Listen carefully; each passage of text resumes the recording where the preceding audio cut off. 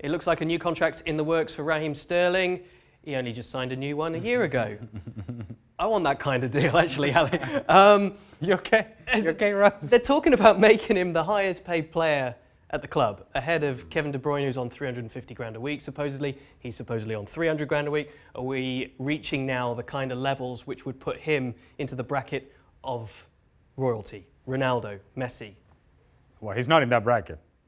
And to consider Raheem Sterling to be in that bracket, I think is a mistake. Now, I do think that there's been a growth and a maturation to his game under Pep Guardiola that has been outstanding. And now you see him in scoring positions and you see the calmness with which he takes those chances and those opportunities. He has become more productive, more explosive. Clear that what we have seen from Raheem Sterling is a step forward. And now, when you are considering this sort of big contract, is because you're hoping that the upward trend continues, that it doesn't just stay here, that he then takes that step to that bracket that you're talking about. Now, I'm not sure whether he's good enough to make that big jump to Messi Ronaldo status, but I do think he is in the upper tier of talented players and productive players around the world. I suppose they also make this decision because it puts him into a price bracket that would then preclude him from a move away from the team. And it means his value just shoots up, and that's what they're looking to protect as well. Even though he could still command a massive fee as it is right now, you're talking about the likes of Mbappe, the likes of Neymar, those kinds of transfers. Yeah, and so the market right now, when you start throwing some ridiculous numbers around, it's just difficult to keep up. But what I would say is, without having numbers in front of me, is Raheem Sterling will be at the top of those players commanding big figures. Now, those are within the same level of players. So we're talking about the Neymar, Sterling perhaps being in that category. I think Mbappe is superior to that because of his potential and what he can become. He can become the cornerstone of a franchise for 10 years.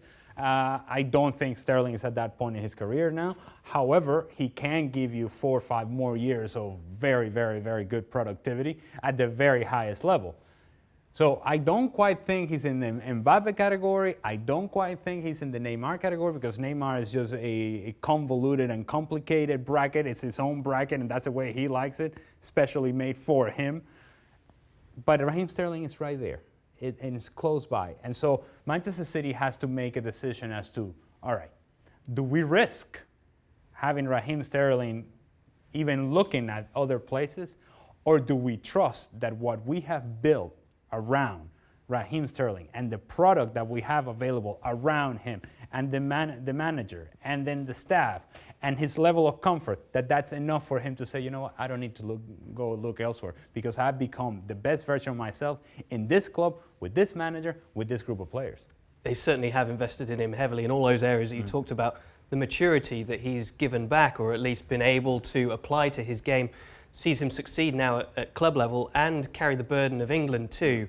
Maybe a couple of years ago, we saw signs where there were flashpoints and he'd react in a certain way. You're seeing a sign of maturity from Sterling now. Yeah, and I think that's a natural thing. It doesn't just happen. You have to live through certain experiences in order to grow, and you can't just be told, hey, you got to do this because of this, and that. No, in the case of Sterling, I think he has gone through it. He has walked down that path and now understands, okay, in order for me to be the best version of myself, this is what works, this doesn't. This is what I can do well, this not so much. And that comes with experience, and that comes with growth, and that comes with having gone through experiences that teach you lessons. And I think, to his credit, whatever lessons has been taught to Raheem Sterling, he's been able to process that information, digest that information, and then turn it right back around and make it into productive seasons, into goals, into performances, into consistency, something that we didn't always see from Raheem Sterling early in his career. Yeah, we are certainly seeing an evolution of Raheem Sterling and maybe an evolution in his relationship with Manchester City, with another new deal potentially on the table. Keep it here for all the updates at ESPN FC.